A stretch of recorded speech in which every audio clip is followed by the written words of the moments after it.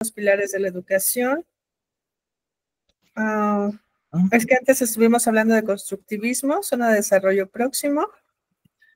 Y lo último fue la naturaleza del aprendizaje social de Vygotsky. Exacto. Ajá. Muy bien, muchísimas gracias. Es decir, nos adentramos justamente a lo que comúnmente llamamos el constructivismo, ¿verdad? Ahí paramos un poquito en el constructivismo y hablamos un poco de la obra de Jean Piaget, ¿sí? De Lev Vygotsky, ¿verdad? Obras que, por cierto, tienen mucha profundidad y que a pesar de que ya hace alrededor de 70 años, de hecho un poquito más, que fueron presentadas, que fueron propuestas estas investigaciones, refiriéndome a la obra de Jean Piaget, pues son obras que siguen estando vigentes, que siguen teniendo un impacto importante en la educación y en los modelos epistemológicos de la educación misma. Entonces, comenzamos hablando,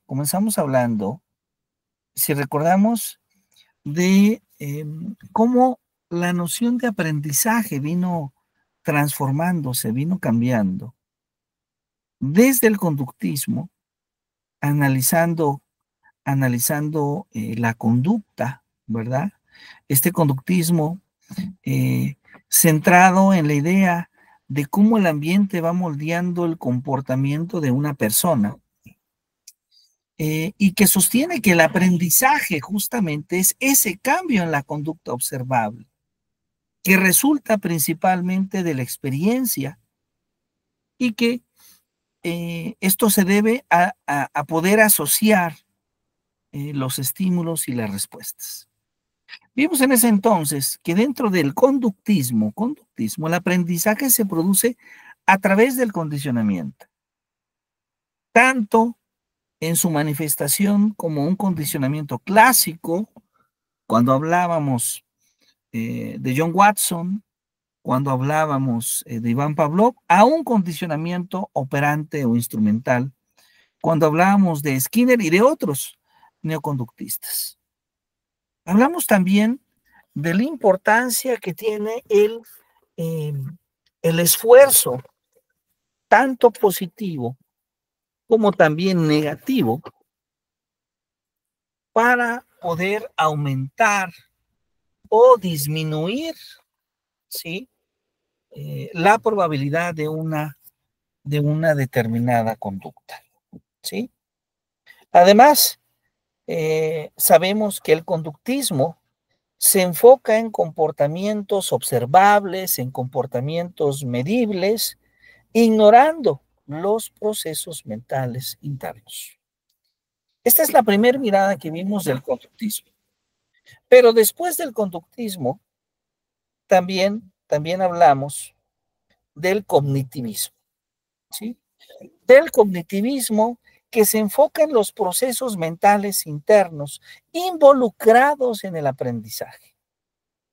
Hablamos de esta diferencia entre el conductismo, que considera que el aprendizaje es el resultado de la organización del procesamiento de la información, del cognitivismo, usando la memoria, el pensamiento, la resolución de problemas y la comprensión. Pero además vimos que hay varias ideas interesantes en esta visión cognitivista. Vimos, por ejemplo, que el aprendizaje implica la adquisición, la organización, el almacenamiento y la recuperación de la información.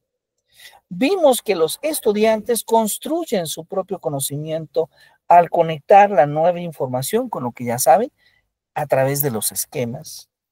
Y también nos dimos cuenta de la importancia que tiene la atención, la percepción y la memoria. Ahí hablamos de que hay varios representantes importantes. El desarrollo cognitivo de Jean Piaget es fundamental. El trabajo de Lev Vygotsky, que tiene que ver con recuperar esta visión del aprendizaje social, y desde luego Jeremy Brunner. Jeremy Brunner, que en conjunto con los autores anteriores, asume la idea de que a través de esta perspectiva se puede promover el pensamiento crítico, la resolución de problemas, el uso de organizadores gráficos, el fomento de la reflexión y de la conexión de ideas nuevas con conocimientos previos. Ahora, en la última sesión hablamos también del constructivismo, ¿sí? Que de hecho está representado a través de esta imagen. ¿Quiénes aparecen en esta imagen? Lev Vygotsky, por una parte, en su juventud, y por otro lado, aparece ahí justamente Jean Piaget, ¿sí? Vimos que el constructivismo postula que los estudiantes construyen activamente su propio conocimiento, su propia comprensión del mundo, que no son receptores pasivos de información, sino que van interpretando, van dando sentido a las experiencias, van conectando la nueva información con sus conocimientos preexistentes. Y entonces existen varias ideas esenciales que vale la pena recordar. Por ejemplo, la primera de ellas es que el conocimiento es innato, que ni se absorbe pasivamente, que el conocimiento se construye. Una idea muy importante de Jean Piaget, que el aprendizaje es siempre un proceso activo y no es un proceso pasivo.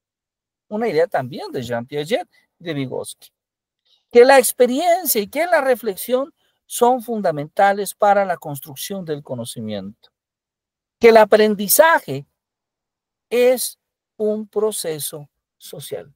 Generalmente es un proceso social. Esto es lo que nos dice justamente Lev Vygotsky.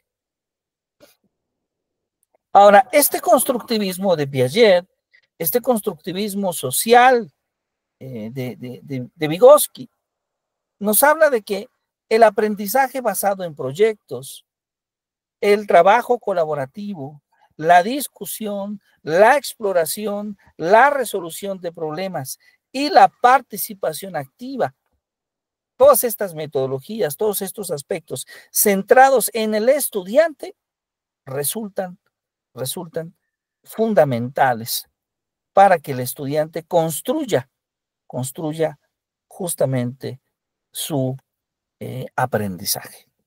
Pero bueno, el día de hoy vamos a hablar de otras tendencias que son también importantes y que hoy en día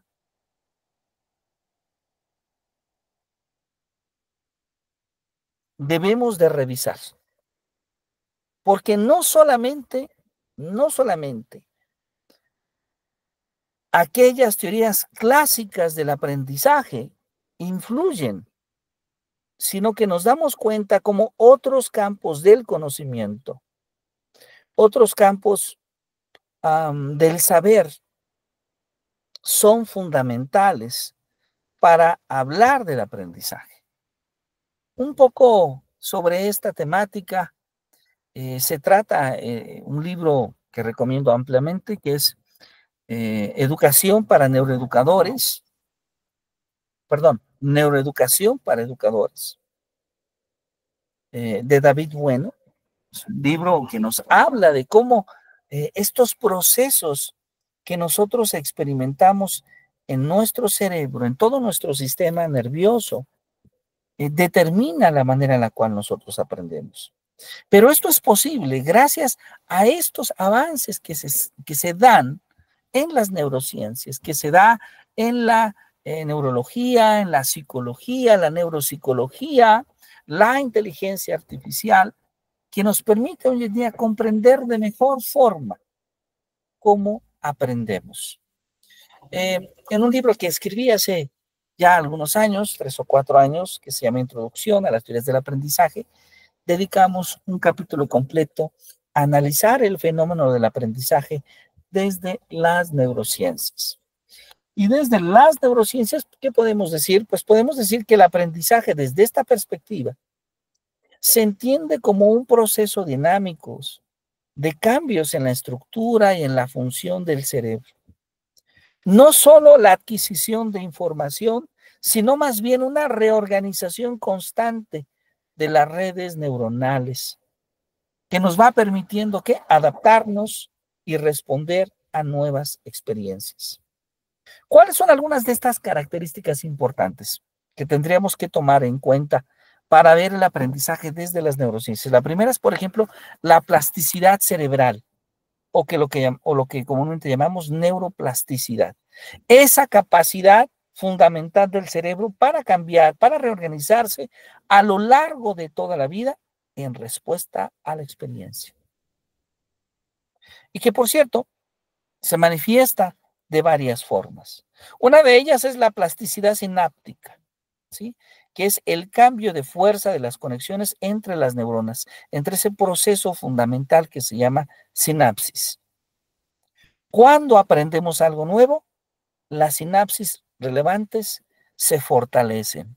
Es decir, se vive un proceso de potenciación a largo plazo o también se pueden debilitar. Un proceso de depresión a largo plazo, haciendo que la comunicación entre estas neuronas sea más eficiente o menos eficiente. Esto, entonces, es fundamental para comprender la formación y la consolidación de la memoria. También tenemos la neurogénesis, que es la creación de nuevas neuronas, ¿sí? La creación de nuevas neuronas. Esto se da principalmente en una región del cerebro que se llama el hipocampo. Una región que, por cierto, es fundamental para comprender la memoria y el aprendizaje. Y ahora, es importante decir que durante un tiempo se creía que esto solamente sucedía en el desarrollo, pero hoy en día sabemos que puede darse también en la edad adulta, principalmente influenciada por el aprendizaje y por el ejercicio. Ahora, un tercer fenómeno que se da es la reorganización cortical, donde el cerebro puede reasignar funciones a diferentes áreas en respuesta a la experiencia o a algún tipo de daño. ¿Sí? Por ejemplo, si una persona pierde la vista, las áreas visuales del cerebro pueden ser reclutadas para procesar información auditiva o táctil. Ahora, además de esta característica tan importante, que es la plasticidad cerebral, también hay que considerar un poco más sobre las redes neuronales y las neuronas. Entender en primera instancia que el cerebro está compuesto por miles de millones de neuronas que se comunican entre sí a través de señales eléctricas y químicas. Entender que el aprendizaje implica la formación y el fortalecimiento de las redes neuronales específicas. Cuando aprendemos una habilidad, cuando aprendemos un concepto, se activan y se fortalecen las conexiones entre las neuronas. Esto crea entonces caminos más eficientes para la información. Ahora la neurona está compuesta por una dendrita, por un cuello celular, donde está el núcleo, por ramificaciones terminales del axón, con estos botones sinápticos, el nodo de Rambier, la célula de Schwann y la vaina de mielina. Esta vaina de mielina, por favor, observemos que forma parte del axón. Ahora, también tenemos los neurotransmisores. ¿Cuáles son estos neurotransmisores? Pues estos neurotransmisores son justamente sustancias químicas que permiten la comunicación entre las neuronas en la sinapsis. La sinapsis es el paso de información mediante procesos eléctricos y químicos de una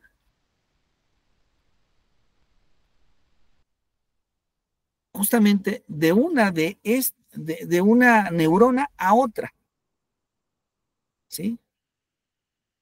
Un papel fundamental es la vaina de mielina, que permite el paso justamente de esta información.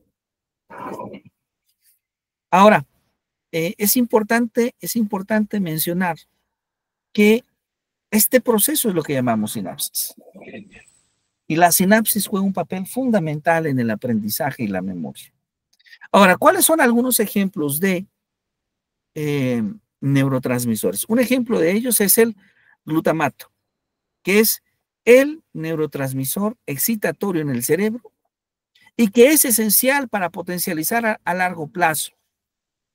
Podríamos decirlo en cierta medida para el aprendizaje y la memoria. También tenemos el GABA, el ácido gamma aminobutírico, que es el principal neurotransmisor inhibitorio, que ayuda a modular la excitabilidad neuronal y a refinar las conexiones. Y después tenemos la dopamina. La dopamina que está asociada a la recompensa, la motivación, el placer. Cuando el aprendizaje es gratificante, tanto internamente como externamente, la liberación de dopamina refuerza las conexiones neuronales, lo que aumenta la probabilidad de ese aprendizaje. Esto permite que se repita, esto permite que se consolide. También tenemos la acetocolina, que implica siempre, está implicada en el proceso de atención, de memoria, de excitación, o también la serotonina, que influye en el estado de ánimo, la memoria y el aprendizaje. Entonces, como podemos ver, los neurotransmisores, las neuronas, las redes neuronales, la plasticidad cerebral son elementos fundamentales para comprender esta nueva visión de ver el aprendizaje, que es una visión, desde luego, desde una perspectiva biológica. Ahora, el aprendizaje no es un proceso único. Es un proceso que involucra varias fases y varias áreas cerebrales. Por ejemplo, una primera etapa en el proceso que se requiere es la atención. El cerebro debe ser capaz de enfocar, de seleccionar la información relevante del entorno. Y ahí es como áreas como la corteza prefrontal son justamente vitales para la atención ejecutiva. Ahora, tenemos la atención y también tenemos la codificación, porque esa información del medio exterior, que es recuperada a través de la vista, del oído, el tacto, se transforma en un formato que el cerebro puede procesar y puede almacenar. Esto ocurre entonces a través de diversas áreas sensibles y de asociación. ¿Qué podemos desarrollar? Pues un almacenamiento. Un almacenamiento a corto plazo, a largo plazo, una memoria declarativa, una memoria implícita, no declarativa, y desde luego una consolidación, donde ahí un proceso fundamental para desarrollar esta consolidación es el sueño. El sueño que se convierte en una especie de mediador que organiza la información y refuerza las conexiones neuronales. Muy bien, ¿vamos bien hasta aquí, maestras? Sí, gracias. Un poquito rápido, pero vamos. Una disculpa, les ofrezco una disculpa. Gracias. Bien, aquí está un poquito este proceso de sinapsis, donde tenemos una célula, una neurona, que conecta a otra a través del axón. Y vean que hay un papel muy especial que tiene esta vaina de mielina, que permite pasar esa señal eléctrica, esa señal química, que en esencia es como una especie de vibración que pasa de una neurona a otra, y que cuando se da ese paso, cuando está terminando de un axón a la siguiente neurona, ahí es cuando decimos que se da la sinapsis. que lo que está haciendo es transportar la información de una a otra. Ahora, este proceso extraordinario que se realiza en nuestro cerebro es extraordinario porque se hace no para una célula, no para una neurona, sino para millones de neuronas de manera simultánea. Es realmente un proceso extraordinario. Ahora, hablar del aprendizaje a lo largo de la historia, hoy en día, sobre todo en las últimas investigaciones, sabemos que requiere de mucho más. No solamente de psicología, como fue a principios del siglo pasado, no solamente de filosofía o teorías sociales, no solamente de ciencias médicas, como ocurrió desde la incorporación de la neurología, después la psicología cognitiva, sino que hoy en día sabemos que hay modelos de inteligencia artificial, modelos de computación, modelos de física y de matemáticas para comprender los procesos cognitivos. Esta es la razón por la cual ponemos esta imagen donde aparece un físico muy famoso. No sé si alguien lo identifica. No, doctor. ¿No? No. Él es Sir Roger Penrose. A lo mejor con el nombre ya se identifica.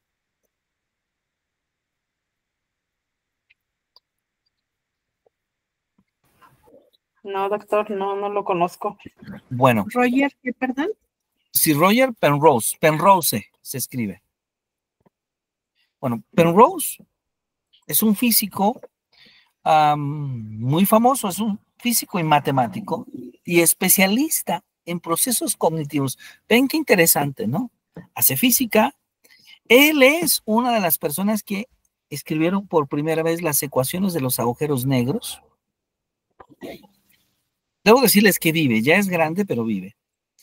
Él estudió geometría del espacio en matemáticas, pero también él ha estudiado algunos modelos sobre la inteligencia y sobre el cerebro. Modelos de cognición, ¿sí?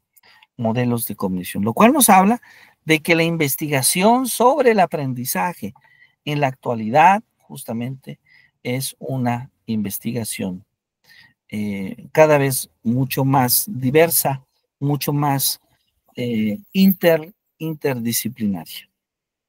Ahora, no solamente Roger Penrose se ha interesado en esto, sino que también tendríamos nosotros que hablar del papel tan importante que ha jugado Howard, el creador de la teoría de las inteligencias múltiples, ¿sí? Y que su propuesta justamente subyace en tratar de explicar cómo el ser humano no posee solamente una inteligencia o un único tipo de talento, y que en el campo educativo en especial no tendríamos que centrarnos únicamente en desarrollar ciertos tipos de inteligencia y otros no, como realmente pasa. Centramos nuestros esfuerzos en las matemáticas, en el pensamiento matemático, centramos nuestros esfuerzos en el desarrollo del lenguaje y dejamos de lado aspectos importantes que tienen que ver, como por ejemplo, la capacidad que tiene el ser humano para poder establecer diálogos consigo mismo, la capacidad que tiene el ser humano para poder dialogar con los demás y comprenderse, entenderse con los demás, la capacidad que tiene el ser humano para comprender su lugar en la naturaleza, para coexistir con la naturaleza, la capacidad que tiene el ser humano para expresar su pensamiento, sus emociones a través del arte, a través del movimiento. Estos son algunos ejemplos.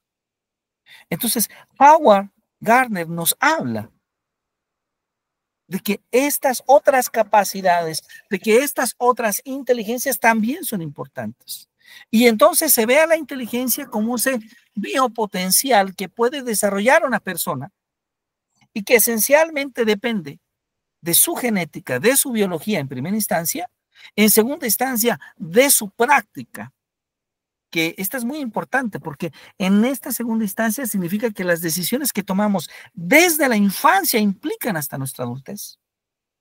Como diría Jean-Paul Sartre, somos responsables de nuestras acciones. ¿Qué habilidades desarrollamos? Las habilidades que nosotros usamos, las habilidades que accionamos. Esas son las verdaderas habilidades que tenemos. Y tercero, también el desarrollo de estas inteligencias depende del contexto cultural, del contexto social. ¿Por qué? Porque considerando el contexto donde vivimos, decidimos qué acciones emprender. Si el niño lee, porque en su contexto sus padres son lectores, o el niño ve televisión, porque en su contexto sus padres les gusta ver televisión, o si el niño ve el celular, es decir, ve redes sociales, particularmente los adolescentes. Si el niño puede leer el cuento, puede escuchar el cuento, puede imaginar el cuento en su mente,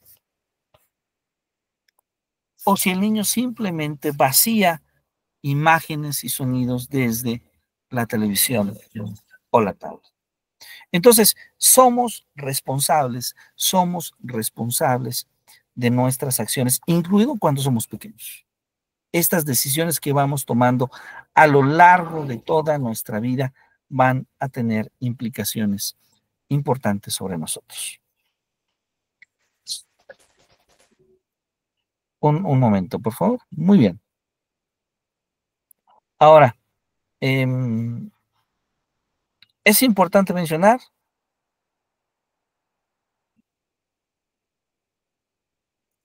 que este avance en las neurociencias,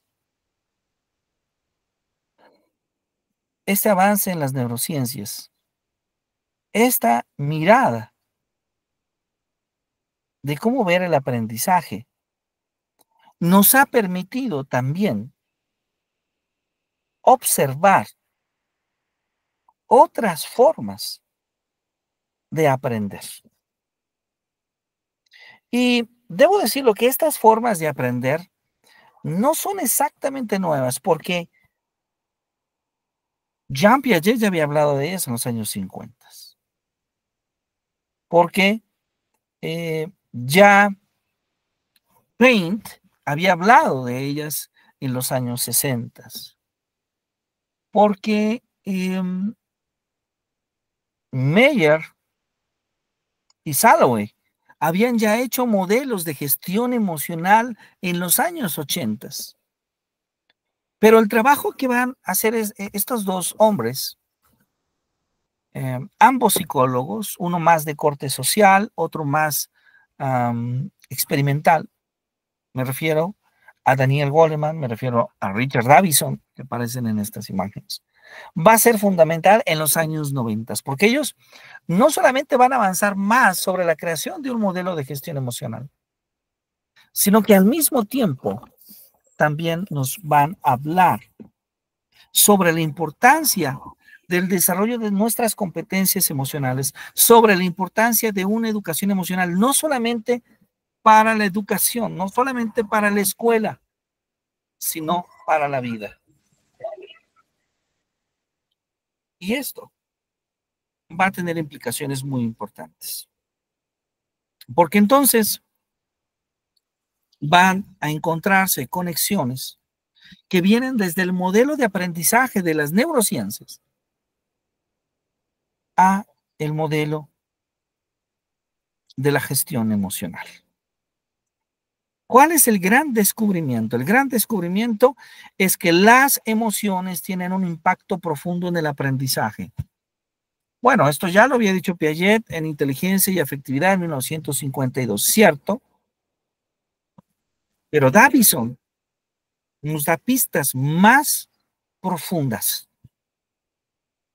Davison nos dice que la amígdala tiene una estructura clave en el procesamiento emocional, que interactúa con el hipocampo para modular la consolidación de la memoria y que las experiencias con una fuerte carga emocional tienden a ser recordadas con mayor intensidad. Davison nos dice que el estrés moderado puede agudizar la atención y puede mejorar la memoria, pero el estrés crónico, el estrés excesivo, es decir, hay un límite en el ser humano, puede tener efectos negativos, dificultando la concentración y el almacenamiento de la información. Entonces, un ambiente de aprendizaje positivo, seguro, que fomente la curiosidad, que reduzca el miedo, es más propicio para un aprendizaje efectivo. Entonces, las neurociencias y la educación emocional nos dicen cosas interesantes. Nos dicen que la comprensión del aprendizaje de las neurociencias ha dado lugar en primera instancia a la neuroeducación. Y esto ha permitido aplicar hallazgos neurocientíficos para mejorar las prácticas pedagógicas. ¿Cuáles prácticas pedagógicas? Por ejemplo, fomentar la atención, variar las actividades, usar la novedad, conectar con los intereses previos. Segundo, promover la participación activa. El cerebro aprende haciendo, no solo recibiendo pasivamente. Tercero, priorizar el significado. El cerebro busca patrones, busca significados, conectar la nueva información con lo que el alumno ya sabe, los esquemas mentales. Manejar las emociones, crear un ambiente emocionalmente seguro y positivo. Y claro, nos habla también de la importancia del sueño y el ejercicio, fundamental para la consolidación de la memoria y la salud cerebral en general. Nos habla de la importancia de la retroalimentación sobre la información, sobre el desempeño, ayuda a ajustar, ayuda a fortalecer nuestras conexiones neuronales. Y la importancia de los descansos activos que permiten al cerebro procesar y consolidar la información. Entonces, el aprendizaje desde las neurociencias es un fenómeno complejo, sí, que implica cambios estructurales, funcionales, a nivel neuronal, mediados por neurotransmisores, por procesos cognitivos, como la atención, la memoria y la emoción. Podríamos decir que en cierta medida es un proceso continuo de adaptación y de organización del cerebro. Y entonces, bueno, aquí tenemos ya una propuesta teórica, no solamente contemporánea, sino que una propuesta teórica que en este momento se ha convertido en un punto de análisis y de interés en todo el mundo. La neurociencia nos ha permitido, desde luego, comprender mejor cómo realmente aprendemos. Ahora, al mismo tiempo que nos ha mostrado cómo comprender mejor, también nos muestra las limitaciones que tienen nuestras teorías del aprendizaje. Ahora, un cambio trascendente, un cambio importante lo propone este autor. A ver, ahora sí les hago la pregunta. Él no es físico ni matemático. Seguro que tal vez lo identifican por la foto, porque es bastante famoso.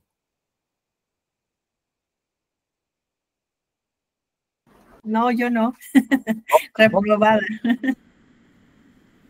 Bueno, lamentablemente hemos perdido a Humberto Maturana Romesín hace 2 años aproximadamente. Es un biólogo chileno, famoso por muchas cosas, por el concepto de autopoiesis, por su biología del conocer. Maturana nos habla que el aprendizaje no es la simple adquisición o acumulación de información externa, sino más bien una transformación interna del propio ser del organismo.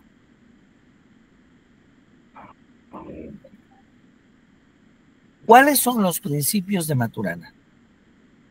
Uno de ellos, fundamental, es ver al ser vivo como un ser autopoético. Autopoético. El concepto central para entender a este autor es comprender en qué consiste la autopoiesis. Bueno, un sistema, el cuerpo humano es un sistema, de hecho, es varios sistemas a la vez, pues un sistema es autopoético. Si se produce y si se mantiene a sí mismo a través de la interacción de sus propios componentes. ¿Ven qué interesante? Los seres humanos son sistemas autopoéticos. Lo que significa que estamos constantemente regenerando nuestra propia estructura en relación a nuestro entorno, pero de tal manera que se conserva nuestra identidad, nuestra organización. El aprendizaje, entonces, no es algo que entra en nosotros, sino una consecuencia de nuestra propia dinámica interna. Vean, por favor, que esto es muy diferente a las teorías anteriores. Segundo, ve al aprendizaje como un cambio estructural, como una especie de acoplamiento estructural. Maturana considera que el aprendizaje es un cambio en la estructura del ser vivo, que pasa como resultado de las interacciones que tiene el ser vivo con el entorno. Y a esto le llama Maturana acoplamiento estructural. Ahora, esto es interesante. ¿Por qué? Porque para él no hay transferencia de información. Vean, por favor. No hay transferencia de información. Esto lo hace diferente a las teorías anteriores, porque él concibe al aprendizaje. Muchas teorías conciben al aprendizaje como una transferencia de información del profesor al alumno. Maturana nos dice que esto es imposible, que el ambiente no instruye al organismo. Más bien, el ambiente desencadena cambios en la estructura del organismo, pero el organismo responde a estas perturbaciones según su propia estructura interna. Muy diferente. Una idea original, desde luego, que en las siguientes décadas estará siempre en un proceso de crítica, de análisis. Maturana también nos habla de un determinismo estructural, donde lo que sucede a un organismo en una interacción depende de su propia estructura en ese momento y no de lo que el ambiente quiere que le pase. De hecho, nos habla de la coemergencia, porque a través del acoplamiento estructural, el organismo y el medio se modifican mutuamente de manera congruente, como en una especie de coemergencia de un dominio de relaciones. El organismo no representa el mundo exterior, sino lo que le trae a la mano a través de su operar y de sus propias distinciones. Ahora, Maturana también considera en su teoría, en su propuesta, el papel de las emociones y el lenguaje. Como pueden ustedes observar, es una teoría amplia e interesante. Maturana nos habla de hablar de la emoción como la base del conocer.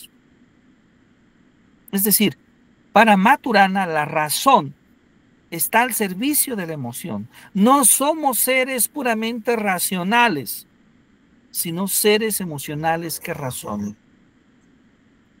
Las emociones son el dominio de las acciones que nos permiten ser y relacionarnos. Si la emoción no está presente, no hay interés ni posibilidad en que se generen los cambios estructurales que llamamos aprendizaje. Bueno, esto, aunque es una teoría novedosa, aunque es una teoría nueva, pues sabemos que lo decía Piaget en los años 50. De otra forma, pero lo decía. Ahora, para Maturana el lenguaje es una forma de convivencia, es decir, el lenguaje no es solamente un instrumento para transmitir información, sino es un modo de convivencia, una manera de coordinar acciones. Aprendemos a través de la interacción en el lenguaje y las conversaciones que generamos con otros. El aprendizaje significativo ocurre en un espacio de aceptación mutua y respeto. Vivir es conocer. Vivir es conocer. Cada acción, cada interacción del ser vivo es un acto de cognición en el sentido de que implica una transformación estructural que le permite seguir existiendo en su medio. Ahora, ¿estas ideas de Maturana tienen implicaciones en la educación? Claro que sí. La primera es que no se enseña en un sentido tradicional. El profesor no mete conocimiento en la cabeza del alumno. El profesor crea un ambiente de experiencia que perturba al estudiante de tal manera que éste, desde su propia estructura, genera los cambios necesarios para el aprendizaje. Segundo, hay un foco de respeto y de legitimidad. El ambiente educativo debe ser un espacio de respeto por el otro, donde el estudiante se sienta legitimado en su existencia, en su modo de ser. Esto crea la confianza, la curiosidad necesaria para que el alumno se abra a las experiencias, para que el alumno transforme su estructura. Y también tenemos, desde luego, la importancia del estar con. Enseñar es propiciar un ámbito de experiencia y lo que implica estar presente con el estudiante, para escucharlo, para acogerlo, para responder a sus preguntas desde un lugar de verdad y también de respeto. También Maturana ve al error como parte del proceso. Las dificultades de aprendizaje no tienen nada que ver con la inteligencia para él, sino más bien con bloqueos emocionales o contextos relacionales que no permiten al estudiante justamente transformar su estructura. La corrección debe de hacerse en el hacer, no en el ser con eso, reconociendo siempre la validez del estudiante como persona. Entonces, bueno, como podemos ver, estas ideas de Maturana, bueno, creo que son muy interesantes, creo que son innovadoras, creo que son distintas a las propuestas. De esto hablamos al principio del seminario, cuando hacemos referencia de que en los últimos años la educación se viene transformando. La educación está siendo distinta. Entonces, Maturana nos habla de que el aprendizaje es un fenómeno biológico, de que el aprendizaje es un fenómeno relacional de transformación continua en la estructura del cerebro. Y que, claro, está gatillada, está de alguna manera influenciada, se desencadena por las interacciones en un dominio de acoplamiento estructural con su entorno.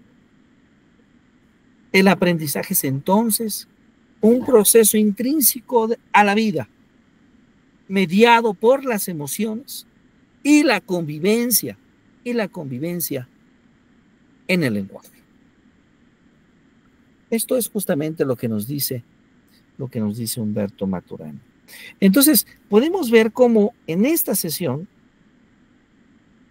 logramos llegar no solamente a las teorías de los años 70, 80, sino que estamos hablando de las últimas teorías que se han desarrollado en las últimas dos o tres décadas. Bueno, con respecto a los contenidos, paro aquí para saber si alguien tiene alguna duda, alguna pregunta de esto que hemos platicado. Yo sé que ha sido tal vez un poco rápido y luego sin la oportunidad de verles por la presentación, la lluvia y un poco la mala conectividad, pero espero que a pesar de ello, a través de la voz, se pueda identificar la emoción que nos da transmitir y hablar de estos temas que representan los últimos cambios que se dan justamente en las teorías del aprendizaje. Ahora, debemos entonces de pasar a la etapa final de nuestro seminario. Desde luego vamos a tener otros seminarios interesantes, pero sí, tal vez tendremos que hablar de la etapa final de nuestro seminario. ¿A qué etapa final me estoy refiriendo? A la etapa de evaluación. Cada una de ustedes amablemente ya ha hecho una presentación, nos ha platicado de algunas teorías del aprendizaje, pero llega el momento de hablar justamente sobre el aprendizaje y su caracterización. Es decir, cómo nosotros podemos comprender al aprendizaje, no desde una mirada, sino desde varias miradas, desde varias ópticas. Voy a permitirme compartir entonces con ustedes un documento en conjunto, un documento que he preparado para ustedes. Es este documento, que es un documento para compartir. Es un documento para compartir, donde vamos a tratar de estudiar el aprendizaje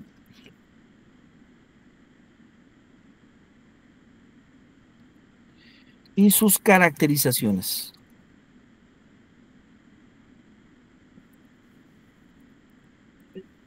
Es decir, ¿de qué manera hacemos o podemos definir al aprendizaje? Sabemos que son muchas caracterizaciones y entonces podemos nosotros insertar algún tipo de tabla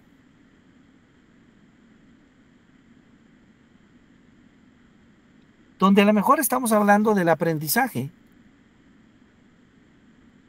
por conexión, ¿se acuerdan? El aprendizaje por conducción, el aprendizaje por asociación,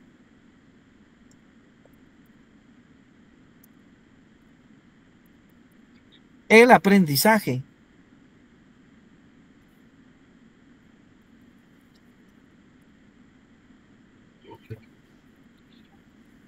por construcción o reconstrucción,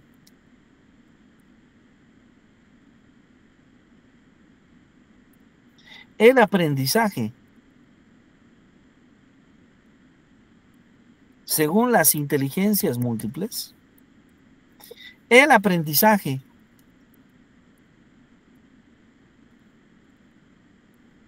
según las neurociencias,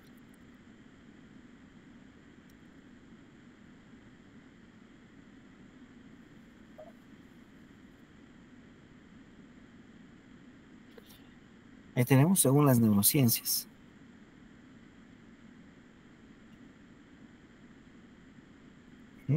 ¿Vamos bien hasta aquí? ¿Sí se ve lo que se escribe, maestras? Sí, sí se ve. Sí, doctor, se ve bien. Aquí el aprendizaje, muy bien, muchas gracias. Según la biología del conocer. Y podríamos agregar más, ¿verdad? Porque dentro del aprendizaje También podríamos agregar ciertos tipos de aprendizaje emocional, ciertos tipos de aprendizaje de procesos, o el aprendizaje por conducción puede ser distinto. Es distinto el de Watson y Pavlov, al de Gutierrez, Tolman y Hulk, al de Skinner, por ejemplo. Entonces podemos enriquecer más esta tabla. ¿Y qué vamos a poner acá abajo? Las características. ¿Cómo es la participación del alumno? ¿Cómo es la participación del docente? ¿Cuál es su sustento?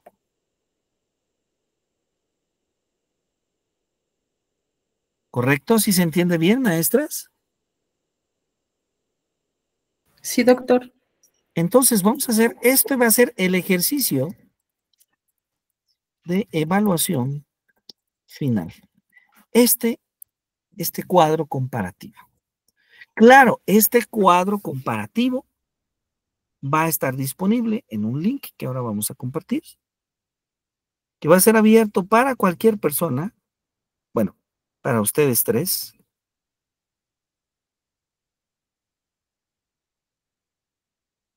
Para ustedes tres.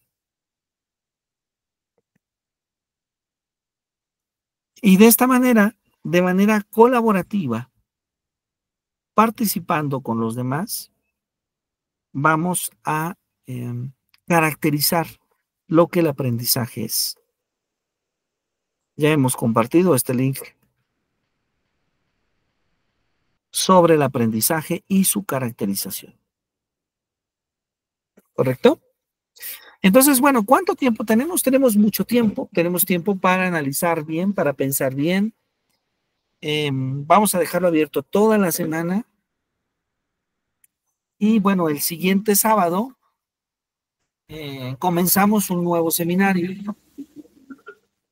Y bueno, con esto concluimos el seminario el día de hoy. Entonces nos queda una tarea, que es la tarea de observar las diferencias, las similitudes que tienen las diversas teorías del aprendizaje en un documento colaborativo.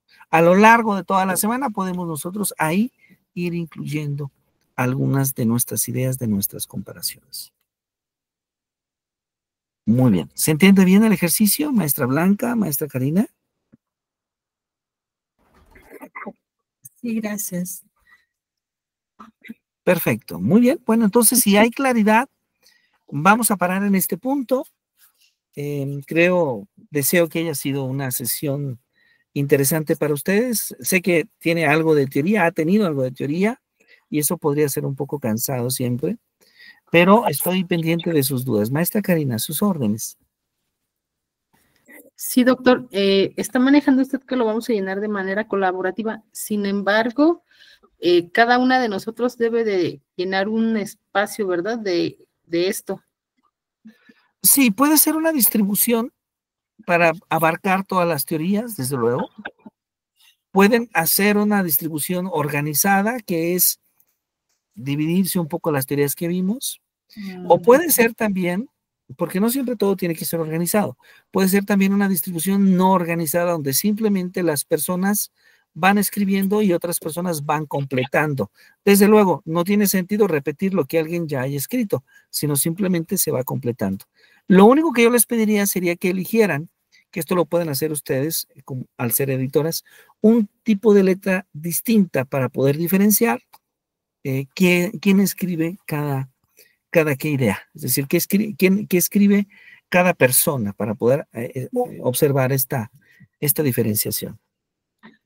Sí, perdón, en este tipo de documentos de todas formas se va viendo qué escribe cada quien, por eso es bueno para evaluar, porque se va marcando de alguna manera la participación de cada quien. Sí, exactamente. De hecho, aun cuando no pudiéramos el color, ya ven que les da una asignación, generalmente es de un animal. Entonces, automáticamente uno sabe. Claro, el color nos ayuda a distinguir un poquito más la distribución de la información, pero en efecto, nos permite saber cuál es la contribución de cada persona en un trabajo colaborativo. Sí, doctor. Ya en el chat yo le aviso. Lo más seguro es que tome la tinta color morado. Muy bien, muy bien. Bueno, pueden elegir el color que sea de su agrado. Y bueno, tenemos toda la semana para revisar el ejercicio. ¿Cuál es la intención de esto? Poder profundizar un poquito más en lo que vimos, poder profundizar en las demás teorías del aprendizaje. No sé si les he pasado más información, no sé si lo hice o no, si les compartí el libro de Ignacio Pozo. No lo hice. Disculpen mi mala atención, entonces, por favor. Entonces, voy a permitirme compartir el libro de Ignacio Pozo para ustedes.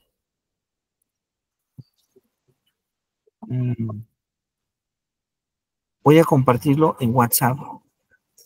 Y claro, el libro de Ignacio Pozo es un escritor español que tiene un texto sumamente interesante.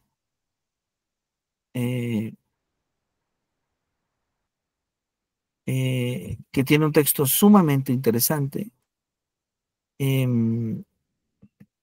donde ustedes pueden observar las diferencias en la mayoría de las teorías del aprendizaje, con excepción de lo visto en esta última sesión, porque nuevamente los libros tienen esta limitante de que aun cuando son extraordinarios libros, el libro de Ignacio Pozo es un gran libro, pues en la época en la que lo escribe, él nos habla hasta las teorías de la reconstrucción. Entonces, Maturana no está ahí. Sí habla un poco de la cognición desde las neurociencias, pero nuevamente es poco. Entonces, parcialmente es un libro que nos va a ayudar bastante para hacer esta actividad, pero también podemos buscar en otros medios información sobre la propuesta de Maturana, sobre la propia propuesta de la neuroeducación, ¿no? O las neurociencias aplicadas a la educación, la inteligencia emocional, la educación emocional. Entonces, bueno, podemos buscar diversas fuentes para enriquecer nuestra propuesta. ¿Sí? Solamente les pido que recordemos que si nuestra propuesta proviene de un artículo, de un libro, es mucho mejor que si proviene de Internet o de alguna inteligencia artificial. Si proviene de Internet o de alguna inteligencia artificial, solamente verifiquen que sea correcto, porque ya sabemos que las inteligencias artificiales también nos pueden dar información incorrecta, porque a veces en Internet se sube información incorrecta. y el Internet nutre a estas inteligencias, en consecuencia, nos pueden dar datos que podrían ser falsos, ¿no? Entonces, solo hay que tener ese cuidado.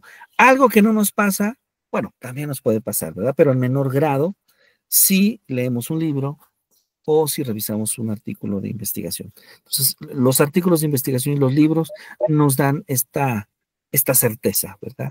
Que no nos da.